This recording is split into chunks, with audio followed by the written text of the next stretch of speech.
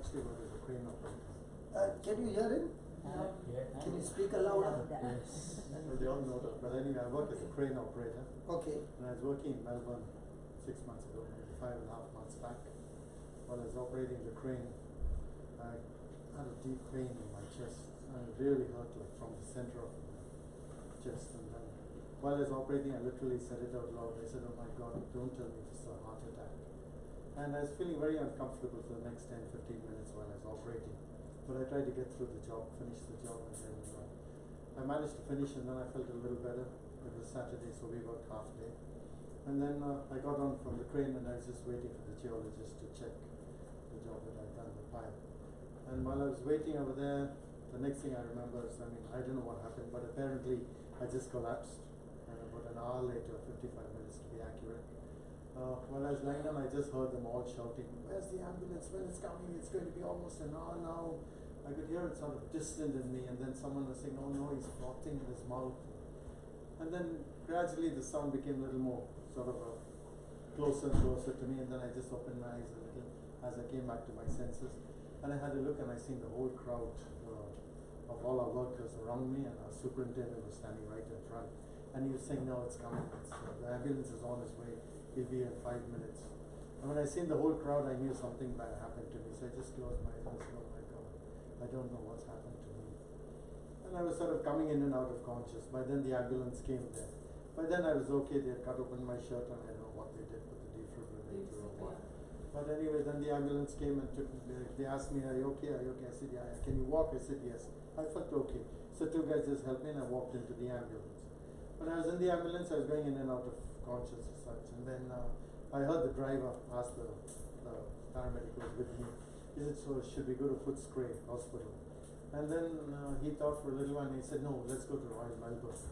And they took me straight to Royal Melbourne, which is the bigger hospital, and they specialize in strokes. So when I went over there again, I was in and out of conscious, and then I got the second attack, and I was just gone. Like, Debbie came, she was there on a holiday. So she came and she witnessed what happened to me. I was just sort of, I don't know what happened. I was just gone for the next, I think, 5 or 6 hours. And when I woke up, I was in intensive care with all the tubes and whatever it was, ventilated on me. And I seen the nurse standing in front of me, and then I asked her what happened to me. She said, "No, nothing, you're in intensive care." I was in again, went back to sleep. Next day they came, they thought I was having a heart attack, so they put me in the cardiac department with all the wires monitoring my heart. And then they gave me the okay for my heart, and then the diagnosis was that I've got a clot in my brain and 2 in my lungs. And so it was a stroke that I had.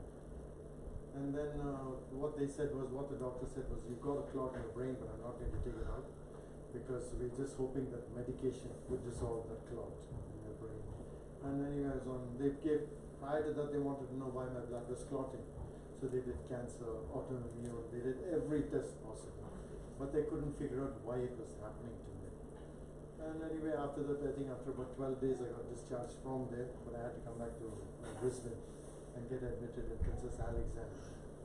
The thing is, even after having my stroke, though it was really bad, the second one, I just felt that I think I was in the right place at the right time, because when the emergency medical team were called, the doctors were able to give me all the injections and reverse the effects. In fact, I don't know if they gave me one in the heart and the body, whatever it was, but reversed all the effects. So I'm not affected, which is a blessing to God. And another thing is, well, in a way, I was quite a staunch believer, but like you say, the Sunday morning Catholics go to church, come back, say your prayers every evening, and you feel your job is done. And then go back to your normal life. But now... You think you were Iron Man? Yeah, I always considered myself to be Iron Man. Nothing could go wrong with me. Iron Man. Yes. So when this happened to me, it was a shock, because I became a sponge man. Yeah. Because I never really planned for the future. I used to live by the day. Yeah. Typical Anglo-Indian style. But anyway, you must have had a good days with him. One day at a time. One day at a time. But now I hope it's not there. I believe it's not there. But even though I have the clot till the last test, God has turned me around completely. God has turned you around, or you made a decision to turn around? Well, I believe that if God has turned you around, then why did you wait for such a long time? Yeah. He always called you, but you never turned Yeah. around. Because you are an Iron Man, you see. Maybe that's Yeah. true, Because true. you and I come from the Now- same team. Yeah. But now that I've sort of realized Mellowed what I down. went through, and then I know that God had to be instrumental in my healing or my coming back to life, I've sort of dedicated myself more towards His cause. Okay. And I don't really worry too much about what tomorrow holds. Because We I'm alive surrender today to and I'm everything. So now, are you rooted in the Word or are you champion in prayer? We're still I learning, think brother. both. Still I'm trying to learning. do a little We're of learning both. slowly. Huh? We're still learning. And Okay. The wife is all the time taking your Yeah, side. she likes to talk in between all the time. But everything she's all talking in your favor. Praise God. Okay. So what you need to do is get as much as possible in the Word of God. Okay. Now, do you read the Bible? Yes. I just started now for a Okay, month. good. Do you listen to the preachings? A lot. Which one do you prefer more? You mean the preacher? Preaching, listening to the preaching or reading the Bible? reading the Bible. To be honest, I read the Bible because I feel I have to, but I'm more interested in the preaching because it's more practical and it tells you, it educates me about the Bible. There is one preacher that I follow a lot. His name is Steve Ray. Very powerful and teaches us Catholics what we didn't know and how we fall victim to the Protestants and all the other religions. So I follow that quite a lot. I learn a lot from that. And then again, we read the Bible every night. So A person can read the Bible, but if he doesn't have a preacher to teach him, he will still be in darkness. Okay. That's why today we took a small passage, Clots 6:2, and we spoke for more than an hour, okay, explaining to you. And after the explanation, there was a demonstration. You saw the mama's shoulder got healed, the daughter's kidneys got healed. Now, how did they get healed? By explaining the truth, and the truth setting them free.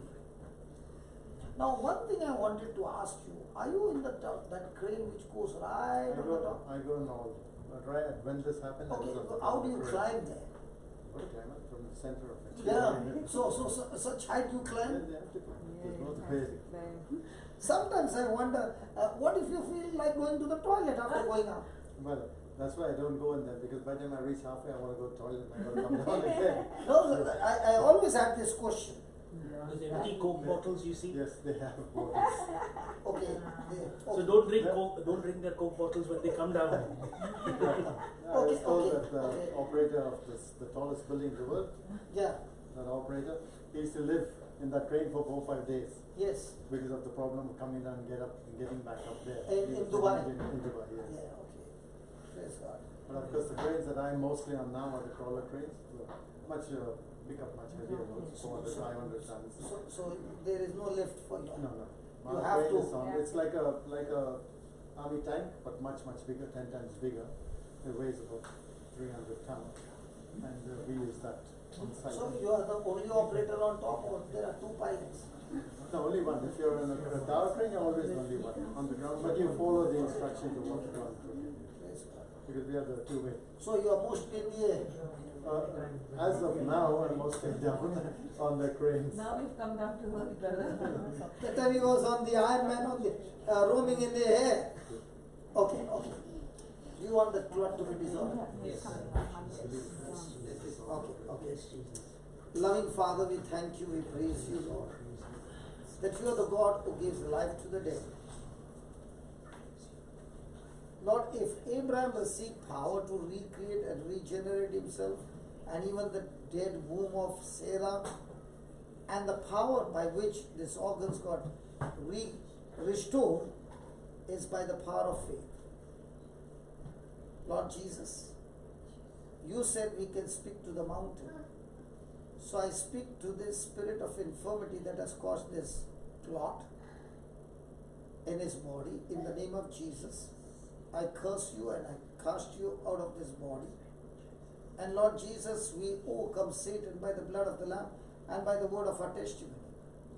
So by faith we believe, O Lord, that your precious blood is flowing into his bloodstream. And there is power in your blood, and as the blood is flowing through the veins, arteries, through every blood vessel, Lord, every block, every clot, or whatever is blocking the circulation, in the name of Jesus, by the blood of Jesus, it has been completely destroyed, terminated, that now there is a smooth, absolutely smooth flow of blood circulation in his body. Thank you, Lord, for setting him free, restoring his health, and blessing him with long, healthy, anointed, spirit-filled, prosperous married life. Nothing broken, nothing missing in his life. In the name of Jesus. Thank you for this creative miracle in his life. In Jesus' name. Amen. Amen. So congratulations. Thank you. Praise God. Thank you, brother. God bless you. You want to say something about your husband? Come here. No, it will also give hope to the hopeless who are going through. When you say he is an Iron Man, the Iron Man will always show his iron stunts at home. Because I was one. Tortured my wife for 9 years. Okay? But thank God we got wives who never gave up on us. Hallelujah. Any other person would have been, they would have left us and gone. And God chose the toughest wife for us, who stood her ground, endured everything, but said, I'm not quitting. Praise God. Tell me, what did you go through, and what kept you going with the Iron Man? Just true love and just a miracle in my life. It's a blessing from God. He came into my life. And when all this happened during this ordeal we went through in life, when he was on his deathbed in the hospital, rather, I was lost, I was alone, his niece was there. I just knelt down when they were bringing him back to life and bringing him back. I just surrendered to God, and I just knelt, and the words came out, Lord, I surrender my Charles to you. Take care of everything. Those are the only words I could speak on. I spoke. And for around about 2 hours they were trying to bring him back and do all the treatments and everything. And I believed God was there and he was in control of everything. And this is a miracle over here, brother. And I still believe he is. And when he came back, did he come back the same, or did he come back changed? Very changed. And you know, brother, when the engine fails, they have, the engine is repaired, and the engine piston, rings, all repaired, crankshaft, bearing, all repaired, new engine oil, everything. Then the engine is as good as new. Why do you think God gave you a brand new engine now? He wanted me to live to be 100. No, not that. He wants you to change. You have changed your direction now. Now in the kingdom, let's work together and bash up the devil who messed up our life for so many years. That's what God told me. He said, I'm sending him back. He spoke to me and told me, I'm sending him back, Deborah, to you. But not to be a crane operator and do his job. He has to do my job now. Wow. That's God exactly told me. what God said to me when I was on my deathbed 21 years back. Praise God. And because of which, you know, if you ask me today, how many people do you think you must have touched? I can say in millions, whose lives have changed. Because one man made a decision to follow him. So Brother Charles, I've got news to tell you. You might be thinking, what can one man do? We do not know the kind of potential that we have in us, but only when we step out in faith, that potential wipes out tears and gives life to so many. And that's why let's not be selfish, but now let's live a selfless life. So that everywhere you go, you are going like Jesus went and wiped out people's tears and gave them life in abundance. And I tell you, becoming this crane operator is excellent. God bless you.